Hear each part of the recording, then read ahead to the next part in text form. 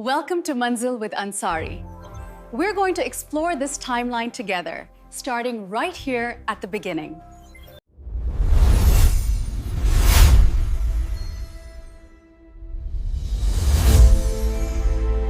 Students, अगर आप KVS PRT tier 2 की तैयारी कर रहे हैं तो आज का टॉपिक आपके लिए गेम चेंजर होने वाला है।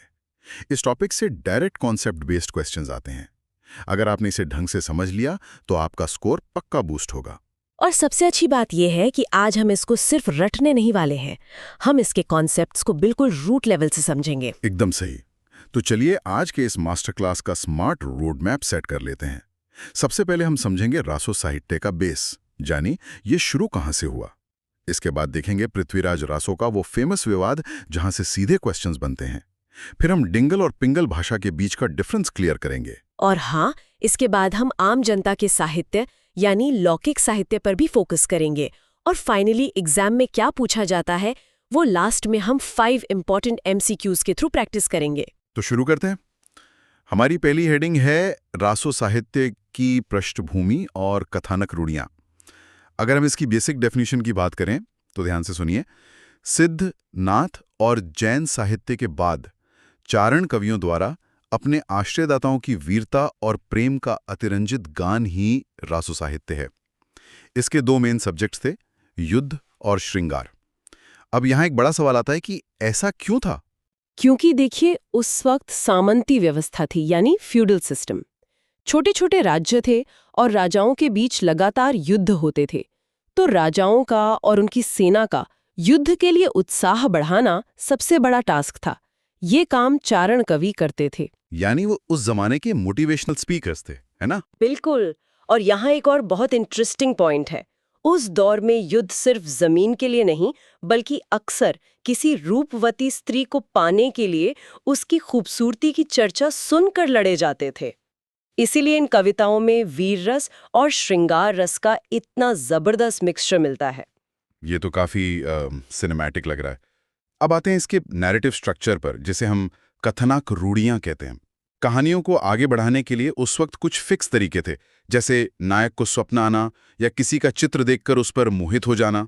एक और बहुत फेमस तरीका था शुक-शुकी संवाद, यानी तोता और मैना आपस में बात कर रहे हैं और पूरी कहानी सुना देते हैं। हाँ, और स्टूडेंट्स यहाँ ध्यान दीजिए, अब आता है आज का पहला इम्पॉर्टेंट एग्जाम फोकस पॉइंट। याद रखिए, विरह को बहुत इंटेंस बनाने के लिए इन काव्यों में शाद ऋतु वर्णन यानी 6 सीजन्स का वर्णन होता था। मतलब मौसम का पूरा इस्तेमाल होता था इमोशंस जगाने के लिए। एकदम सही। वसंत और ग्रीष्म ऋतु का उपयोग उद्दीपन के रूप में होता था। जिस तरह पद्मावत की नागमती के विरह में मौसम का असर दिखता है, ठीक वैसे ही रासो काव्यों में 12 मासा या षड ऋतु का प्रयोग वियोग श्रृंगार के लिए एकदम फिक्स या रूढ़ हो गया था। ये क्वेश्चन डायरेक्टली पूछा जाता है। ये पॉइंट बहुत क्रूशल है। अब आगे बढ़ते हैं अपनी अगली हेडिंग पर, जो है पृथ्वीराज रासो पर प्रामाणिकता का महाविवाद। चंद्रबरदाई का लिखा हुआ ये ग्रंथ हिंदी साहित्य का सबसे बड़ा हेडिक और सबसे बड़ा टॉपिक भी है। क्या ये असली है या नकली? और इस विवाद को याद रखना स्टूडेंट्स के लिए हमेशा ट्रिकी होता है। तो इसके लिए हम यूज करेंगे rank booster memory trick. Ansari sir की ट्रिक है, ये पॉइंट आपको भीड़ से अलग करेगा। ध्यान से सुनिए और इसको लिख लीजिए। 3 ग्रुप्स हैं। पहला, अप्रमाणिक, यानी जो इसे अनऑथेंटिक मानते हैं। ट्रिक है, वूलर ने शुक्ल और ओझा को मना किया, यानी डॉक्टर वूलर, आचार्य रामचंद्र शुक्ल और गौरीशंकर हीराचंद ओझा इसको अनऑथेंटिक मानते हैं। और दूसरा ग्रुप है प्रमाणिक का, यानी ऑथेंटिक। इसकी ट्रिक है, श्याम और मिश्रा ने टॉड को पक्का बताया। मतलब श्याम सुंदर दास, मिश्रा बंधु और कर्नल टॉड इसको बिल्कुल ऑथेंटिक मानते हैं। और इन दोनों के बीच आता है तीसरा ग्रुप, अर्ध प्रमाणिक, यानी सेमी ऑथेंटिक। इसकी ट्रिक है, हजारी और नामवर की सुनीति आधी पक्की है, यानी हजारी प्रसाद द्विवेदी, नामवर सिंह और सुनीति कुमार चैटर्जी।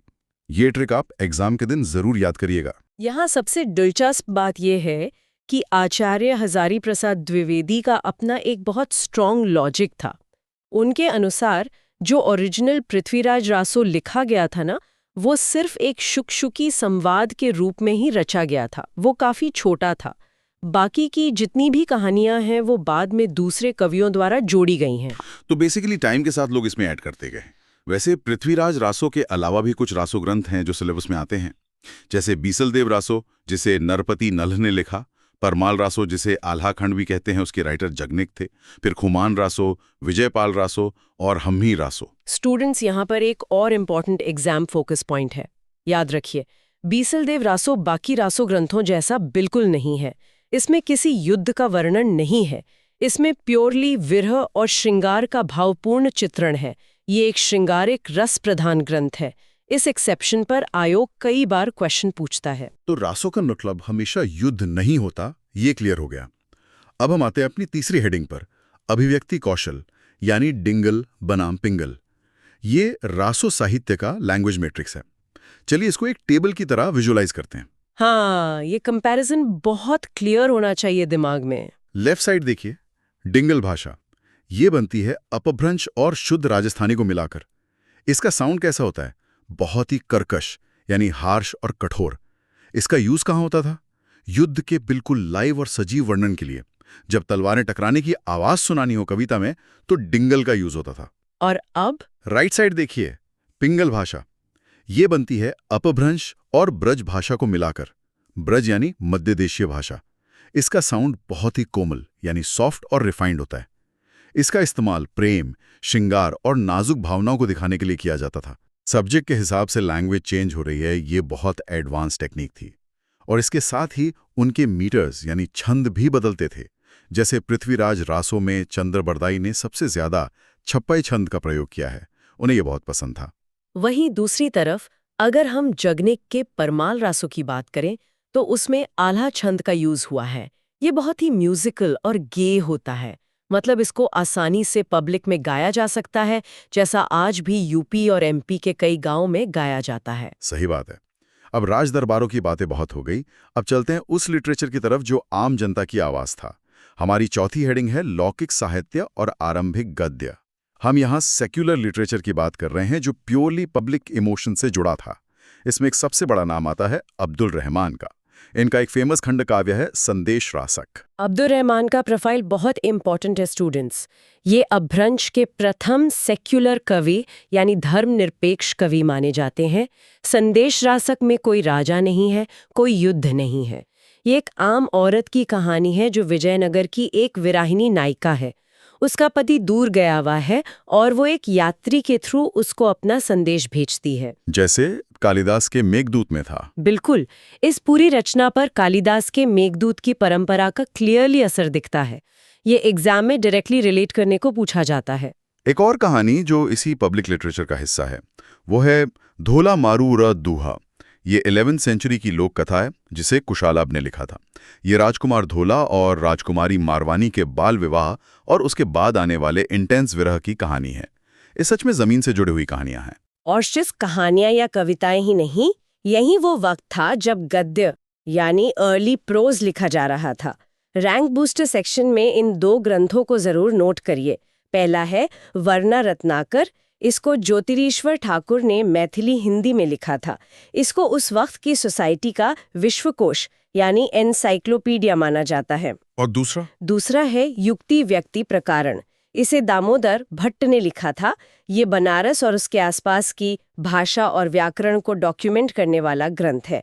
इन दोनों फैक्ट्स को स्टार मार्क कर लीजिए। आगे बढ़ते हैं अपनी पांचवी और आखिरी हेडिंग पर, विद्यापति, अमीर खुसरो और दक्खनी हिंदी। ये लिटरेचर के पायोनियर्स थे। पहले बात करते हैं 14वीं सेंचुरी के थिंकर विद्यापति की। इन्हें मैथिल कोकिल भी कहा जाता है। इनकी एक बहुत फेमस पंक्ति है, ध्यान से सुनिए। दिसविल बयाना सब जन मिठा, तेह ते सन जंपा अवहत। यानी अपनी देशी भाषा सबको मीठी लगती है, इसलिए मैं अवहत्ता में लिख रहा हूँ। इन्होंने अवत्था में कीर्तिलता और कीर्ति पताका लिखी और मैथिली में अपनी सबसे महान रचना पदावली लिखी। लेकिन इनके साथ एक बहुत बड़ा इशू जुड़ गया था बाद में, वो रामचंद्र शुक्ल वाला स्टेटमेंट। हाँ, विद्यापति ने बेसिकली राधा कृष्ण के प्रेम और नायिका के श्रृंगार का वर्णन किया था, लेकिन लोगों ने उन्हें प्योरली भक्त कवि बना दिया। इस पर आचार्य रामचंद्र शुक्ल ने एक बहुत तीखा कमेंट किया था। उन्होंने कहा था, आध्यात्मिक रंग के चश्मे आजकल बहुत सस्ते हो गए हैं। शुक्ल जी का साफ मानना था कि विद्यापति शुद्ध श्रृंगारी कवि थे, भक्त नहीं। और वैसे भी विद्यापति टेक्निकली शैवा थे, यानी शिव के भक्त थे, कृष्ण के नहीं। ये डिस्टिंक्शन रखना बहुत जरूरी है एग्जाम के लिए। अब आते हैं खड़ी बोली के जनक पर, अमीर खुसरो। ये दरबार में तो थे, लेकिन इनका मेन टारगेट था आम जनता का एंटरटेनमेंट करना। उन्होंने पहेलियां लिखी, मुखारियां लिखी, दो सुखने लिखे। और खुसरो पहले ऐसे इंपॉर्टेंट कवि थे जो फारसी के साथ साथ हिंदवी यानी खड़ी बोली में रचना कर रहे थे। वो अपनी एक ही लाइन में दोनों भाषाओं का इस्तेमाल करते थे। जैसे उनकी एक बाइलिंगुअल पंक्ति का एग्जाम्पल लीजिए, जे हाल मिस्कीन मकून तगाफुल, दुलाए नैना बनाए बतियां। कमाल का फ्यूजन था वो। और हाँ, सितार और तबला का इन्वेंशन भी अमीर खुसरो ने ही किया था। ये भी एक सॉलिड रैंक बूस्टर फैक्ट है। अच्छा, ये जो खड़ी बोली खुसरो ने शुरू की, इसका आगे क्या हुआ? ये साउथ इंडिया कैसे पहुंची? स्पेशली दक्कन के इलाके में गए तो वो अपने साथ इस खड़ी बोली को ले गए। वहां जाके इसमें लोकल भाषाओं का टच आया और ये दक्खनी हिंदी कहलाई। इसमें एक एग्जाम फोकस पॉइंट ये है कि इस दक्खनी हिंदी को लिखने के लिए अरबी फारसी लिपि यानी स्क्रिप्ट का यूज होता था, लेकिन जब आप इसको पढ़ेंगे तो इसकी ध्वनि और टोन बिल्कुल खड़ी बोली जैसी होती थी। ख्वाजा बंदन नवाज की चुखन्नामा और शाह मीरांजी की खुशनामा इसके बेस्ट एग्जाम्पल्स हैं। बिल्कुल, और ये लैंग्वेज उस टाइम डेवलप हो रही उर्दू के बिल्कुल पैरेलल चल रही थी। एक ही सोसाइटी में इतनी लैंग्वेजेस का एवोल्यूशन हो रहा था, ये समझना बहुत जरूरी है। तो इसके साथ ही हमारा डिटेल एनालिसिस कंप्लीट होता है। चलिए अब जल्दी से पूरे टॉपिक का एक क्विक रिवीजन करते हैं कीवर्ड्स के साथ। स्लाइटली फास्ट रिकैप टोन रखेंगे स्टूडेंट्स, पूरा ध्यान स्क्रीन पर। पहला, हजारी प्रसाद द्विवेदी का पृथ्वीराज रासो के लिए प्रिंसिपल था शुक-शुकी संवाद। दूसरा, डिंगल भाषा किसका मिक्सचर है? अपभ्रंश और राजस्थानी का। तीसरा, देसल बैना वाली लाइन किसकी है? विद्यापति की। चौथा, आल्हाखंड के क्रिएटर कौन है? जागनिक। और पांचवां, उक्ति व्यक्ति प्रकरण के author Damodar Bhatt. Perfect recap. मुझे लगता है सारे फैक्ट्स एकदम फ्रेश हो गए होंगे। अब टाइम है आज की लर्निंग को टेस्ट करने का। हमारा एमसीक्यू सेक्शन। सभी स्टूडेंट्स मेंटली आंसर गेस करेंगे। प्रश्न संख्या 1, आचार्य हजारी प्रसाद द्विवेदी के अनुसार पृथ्वीराज रासो का मूल रूप क्या था? ऑप्शन ए, बारामासा। ऑप्शन बी, शुक-शुकी संवाद। ऑप्शन सी, युद्ध वर्णन। ऑप्शन डी, छप्पई छंद। सही उत्तर है ऑप्शन बी, शुक-शुकी संवाद। द्विवेदी जी मानते थे कि ओरिजिनल टेक्स्ट बस यही संवाद था, बाकी सब बाद में ऐड हुआ। प्रश्न संख्या 2, डिंगल शैली मूल रूप से किन दो भाषाओं का मिश्रण है? ऑप्शन ए, अपभ्रंश और ब्रज। ऑप्शन बी, संस्कृत और प्राकृत। ऑप्शन सी, अपभ्रंश और राजस्थानी। ऑप्शन डी, फारसी और खड़ी बोली। सही उत्तर है ऑप्शन सी, अपभ्रंश और राजस्थानी। ये कर्कश होती थी और युद्ध वर्णन के लिए यूज होती थी। प्रश्न संख्या 3, देसिल बयाना सब जन मिठा, यह प्रसिद्ध पंक्ति किस रचनाकार की है? Option A, Amir Khusro. Option B, Chand Bardai. Option C, Abdul Rahman. Option D, Vidyapati. सही उत्तर है ऑप्शन डी, विद्यापति। इन्हें मैथिल कोकिल भी कहा जाता है। प्रश्न संख्या 4, परमाल रासो का दूसरा नाम आल्हाखंड है, इसके रचनाकार कौन हैं? Option A, Narpati Nal. Option B, Jagnik. Option C, Kushalabh. Option D, Jyotirishwar Thakur. सही उत्तर है ऑप्शन बी, जगनिक। इसमें आल्हा छंद का इस्तेमाल हुआ है जो आज भी गाया जाता है। और आखिरी सवाल, प्रश्न संख्या 5, उक्ति व्यक्ति प्रकरण, जो कि बनारस के आसपास की भाषा का व्याकरण ग्रंथ है, इसके लेखक कौन हैं? Option A, Damodar Bhatt. Option B, Jyotirishwar Thakur. Option C, Khwaja Banda Nawaz. Option D, Acharya Ramchandra Shukla. सही उत्तर है ऑप्शन ए, दामोदर भट्ट। ये एक early prose rank booster fact था। ब्रिलियंट। मुझे उम्मीद है आप सभी का स्कोर 5 आउट ऑफ 5 रहा होगा। आज के सेशन ने प्रूव कर दिया कि साहित्य की बारीकियां कितनी डेप्थ रखती हैं। हाँ, और आज के इस सेशन से पहले कि हम अलविदा कहें, मैं एक बहुत ही प्रोवोकेटिव थॉट आप सबके सोचने के लिए छोड़ना चाहती हूँ।